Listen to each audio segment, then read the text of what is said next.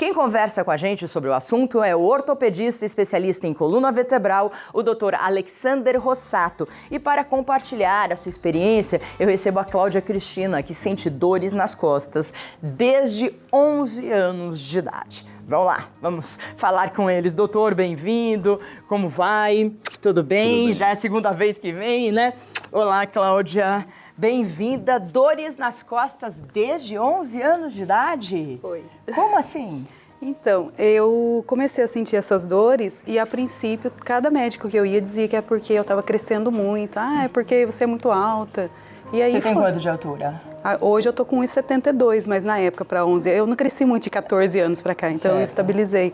Então, eu imagino que de lá, 1,70, eu tinha 1,68 com 14 anos. E você tinha dor aqui na lombar, é isso? Na coluna toda. Era uma dor que não tinha um local, era espalhada. E ninguém descobriu? Não. E aí você foi descobrir com quantos anos? Depois, por muitas vezes, passei em médicos, muita procura, porque a dor incomoda muito, né? Sim. E daí, por vários anos, eu tive, assim, cada hora um diagnóstico. Certo.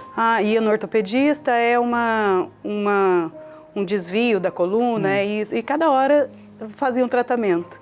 E depois, quando eu tinha 38 anos, eu caí. E nessa queda, eu me machuquei e estourou a hérnia de disco. Aí foi onde descobriu que aquilo tudo que eu tinha o tempo todo, provavelmente não sei se teve um tempo mas daí no final das contas, quando a hérnia de disco estourou, foi o diagnóstico, né? Vou falar com o doutor agora. Doutor Alexander, é comum ter hérnia de disco com 11 anos, 12 anos ou não? Vai mais para a exceção?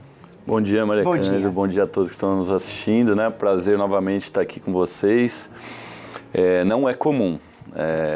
A dor na coluna na infância e na adolescência, ou mesmo na juventude, não é um evento comum, né? A grande maioria das dores na faixa etária infantil ou da juventude, elas não estão relacionadas com um problema diretamente localizado na coluna, e sim com eventos, às vezes, posturais, hábitos de vida, o próprio crescimento, né?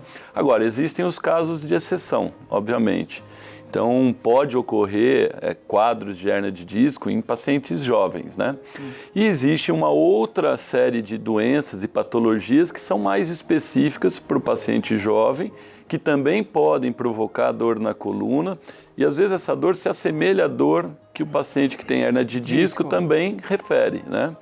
Então, no caso da Cláudia, muito provavelmente ela tinha uma dor de outra origem durante a vida toda, desde a infância, e depois, aos 38 anos, ela teve um evento e isso propiciou a hérnia de disco. Mas hérnia de disco na infância e na juventude não é comum. Certo. Pode ocorrer, mas é um caso de exceção. Não sei se você quer usar o protótipo que a gente tem. A hérnia de disco é exatamente o quê? Ela está entre que discos? E o que ela faz? Por que ela nasce? Por que uns nascem, outros nascem? Ou vai nascer em todo mundo? Então, primeiro a gente precisa entender o que é o disco intervertebral, né? Então, o disco é essa estrutura que fica entre as vértebras, né?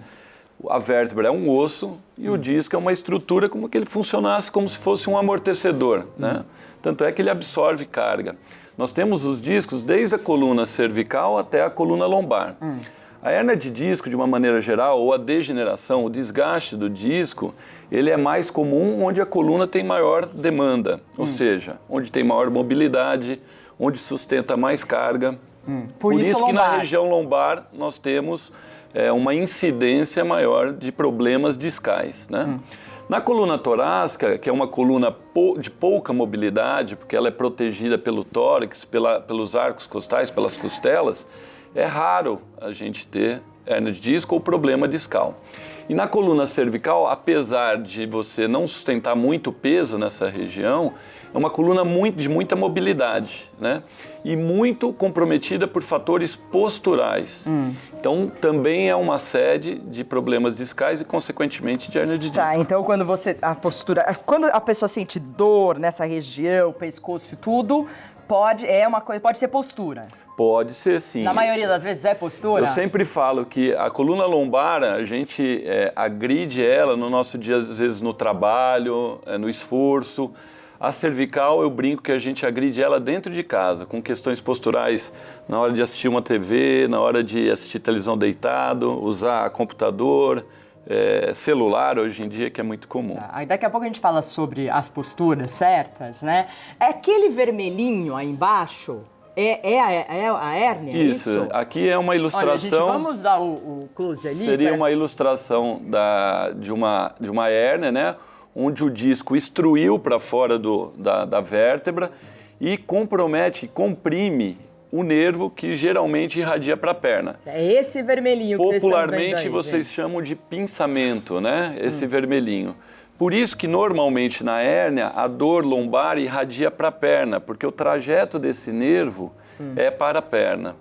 Então, A hérnia é o quê? É assim, qual material? é uma estrutura de colágeno, né? Uma parte mais firme por fora chamada ânulus fibroso e uma parte interna que seria uma gelatina mesmo, Sei. chamada núcleo pulposo, que é o que extrui, é o que sai para fora e comprime a estrutura nervosa. Será que dá para você virar para a nossa câmera isso? Vira exatamente para o ponto para as pessoas elas visualizarem. Aqui o vermelho seria a hérnia e aí e o amarelo seria o nervo, que tem o trajeto para o membro inferior. E o que pressiona aí, doutor? Qual é a pressão que ocorre com a hérnia? Na verdade, o que ocorre é que, com o passar do tempo, esse disco ele degenera naturalmente pelo próprio envelhecimento ou, às vezes, de maneira mais acelerada por fatores do dia a dia, por sobrecarga, por sobrepeso, né? E esse disco degenerado, ele desidrata e perde a resistência. Quando pode haver um evento ou não que pode ocasionar uma extrusão, uma saída de um pedaço do disco para fora do seu compartimento, comprimindo o nervo, né? Popularmente pinçando o nervo. Esse nervo ele tem um trajeto para a perna normalmente, então esse paciente normalmente ele desenvolve uma dor lombar localizada na região lombar, mas com irradiação para a perna, associado às vezes à perda de força, associado às vezes a uma sensação de falta de sensibilidade, de anestesia na perna.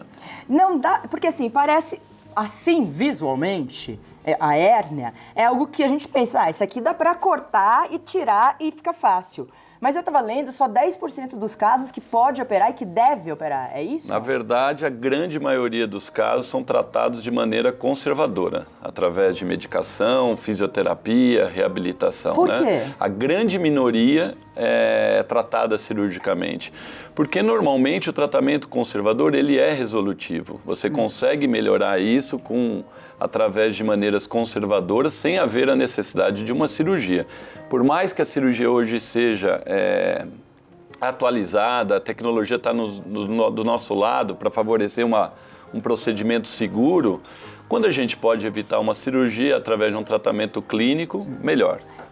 Quando você tem mais idade, então quer dizer que é mais comum ter hérnia de disco? É mais comum porque o disco geralmente ele degenera. É igual a pele, é igual o cabelo, há uma desidratação do disco. E não tem nada para fazer o disco fortalecer? O que faz o disco fortalecer? Não, na verdade, o que a gente tem que fazer é preservar a saúde desse disco através de manutenção de peso, postura, uma atividade física saudável, né? Estilo de vida também. A gente sabe também que o cigarro influencia na desidratação do disco. Nossa. Então, é uma série de fatores que vão influenciar se você vai ter um envelhecimento natural do disco ou acelerado. Tá, a gente já vai falar de hereditariedade, de genética, o que influencia. A Cláudia também vai falar. Você fez a operação ou não? Fiz. Fez? E tá se sentindo bem? Graças a Deus. Então tá bom. Quero falar também, doutor, de operações que não dão certo, porque eu não sei o que acontece, mas muita gente reclama, fala, fiz operação, mas continuo com dor. Também queria uma palavra sua sobre isso. Estamos falando de hérnia de disco com o doutor Alexander, ortopedista. Também estou recebendo a Cláudia, que passou por dores desde 11 anos de idade e fez a operação de hérnia de disco. A operação, você falou que funciona, né, doutor? Ou não respondeu ainda? Ela falou que funcionou. Sim, lógico, qualquer cirurgia você está sujeito a ter alguma intercorrência e a medicina não é uma ciência exata, mas hoje em dia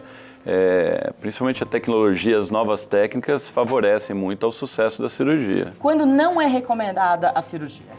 Então, na verdade, é mais fácil falar quando é recomendada. Tá. O simples fato de ter a dor irradiada para a perna não é indicação de cirurgia. A cirurgia é basicamente indicada em duas situações.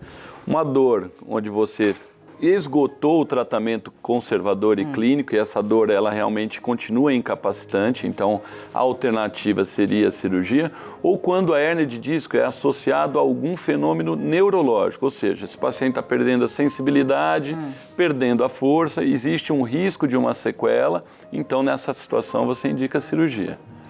Quanto tempo durou essa cirurgia? Você sentiu dores depois? Recuperação? Como que foi, Cláudia? Não, depois da cirurgia, a cirurgia foi em torno de 4 horas, 3 horas e meia mais ou menos, até 4.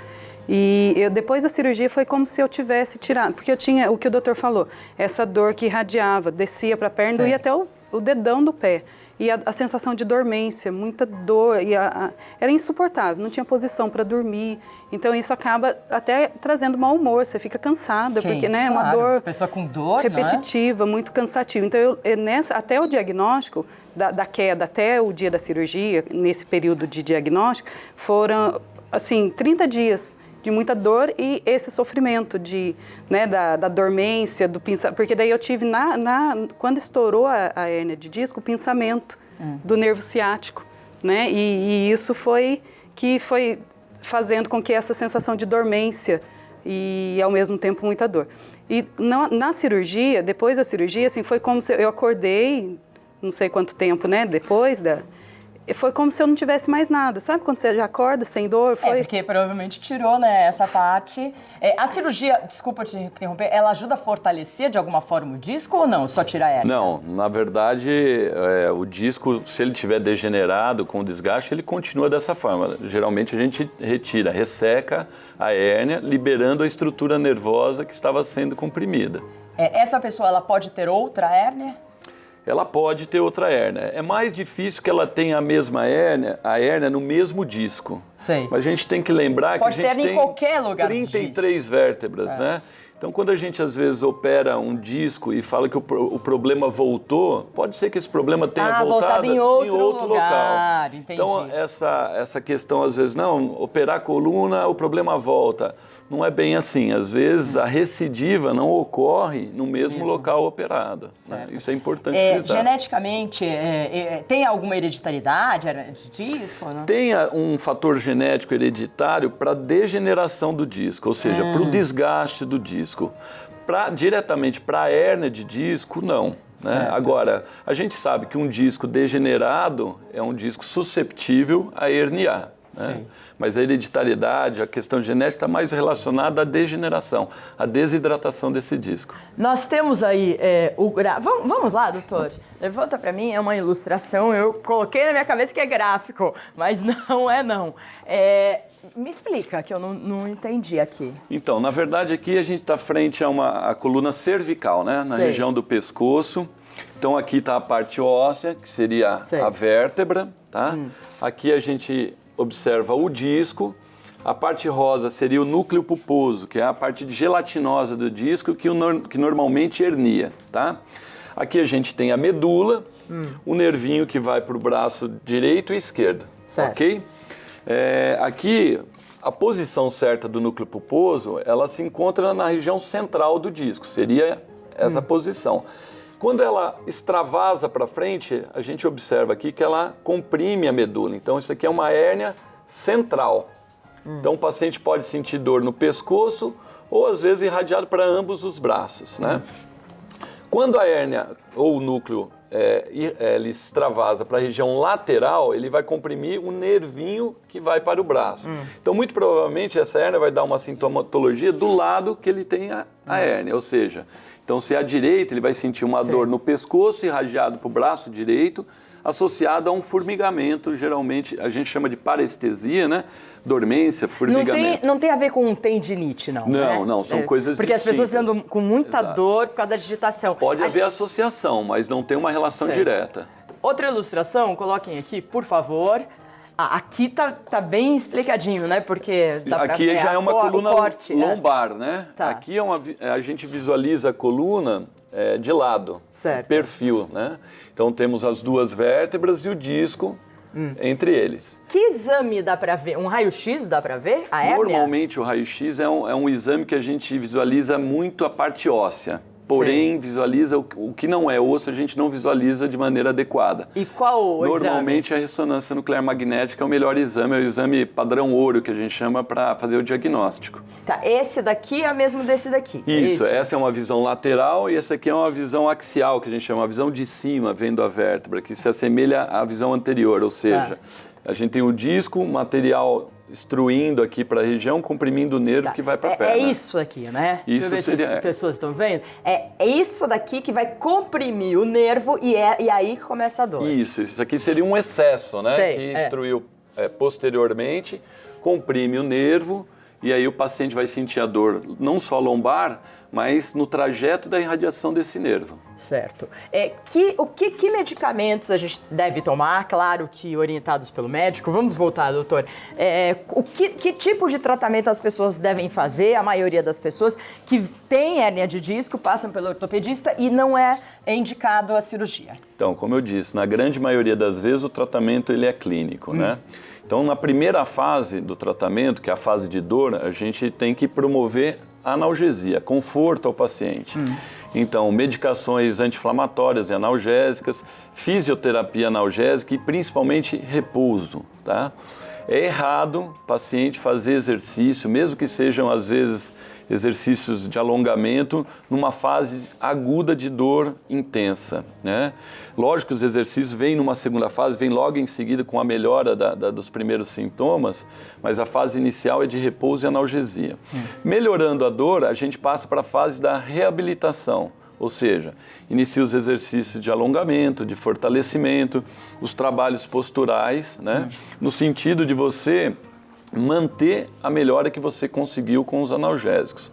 Esse tratamento bem feito, de uma maneira geral, é capaz de tratar cerca de 80% dos pacientes. Qual que é o melhor? O Pilates seria um excelente exercício para a pessoa que tem hérnia de disco? É uma atividade funcional excelente, né? Porque ela não é de impacto. Exato. Usa às vezes o peso do próprio corpo, não usa muita carga e peso livre, mas existem inúmeras atividades. Eu sempre falo que assim, o paciente ele tem que fazer uma atividade física e ter uma aptidão para isso. Às vezes o Pilates funciona bem para você e não funciona para ela, né? Porque ela não tem às vezes a habilidade de fazer, mas ela gosta de fazer a natação e a natação funciona bem para ela. Tá, qual exercício não se deve fazer? Então, principalmente na fase aguda e na fase de reabilitação, a gente procura evitar as atividades físicas que tenham impacto, né? Então, por exemplo, não adianta eu pedir para um paciente correr na fase de dor, ele vai piorar o quadro clínico. Mas ele pode correr quando ele não tiver dor. Futuramente, com o tratamento... A caminhada também é um ótimo exercício, fazer tudo, né? Exatamente. A gente não pode impedir o paciente de fazer nada. A gente tem que criar condições, mesmo que seja lá na frente, para ele poder realizar. Tem uma pergunta, Carilene. Bom dia, tenho 40 anos e descobri há 1 ano que tenho hérnia de disco na cervical e na lombar. Será que ela tem 2 hérnias de disco? Um ortopedista me informou que num futuro muito próximo eu estarei numa cadeira de rodas. Devo me preocupar? De jeito nenhum. É que tem que analisar o seu caso direitinho, né? O doutor vai falar por cima. Obviamente, hoje em dia, a gente consegue, de uma forma ou de outra, tratar o paciente e evitar uma sequela grave, que seria ela ir para uma cadeira de rodas, né?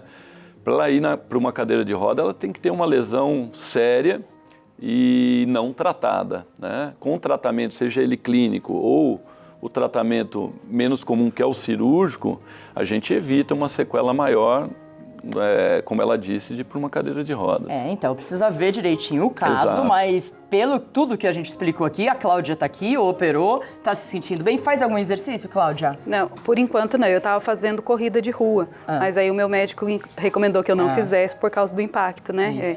Então eu tô para fazer, eu só posso fazer o Pilates, foi o que ele recomendou para eu tentar me adaptar, ou a hidroginástica. Eu ainda não aderi a nenhum dos dois, estou sem fazer nenhum exercício. Fora a postura, será que você pode falar rapidamente de posturas que a gente não deve ter para não piorar? Então, a gente se preocupa muito com a postura nossa no trabalho e esquece da postura dentro de casa, né? Sei.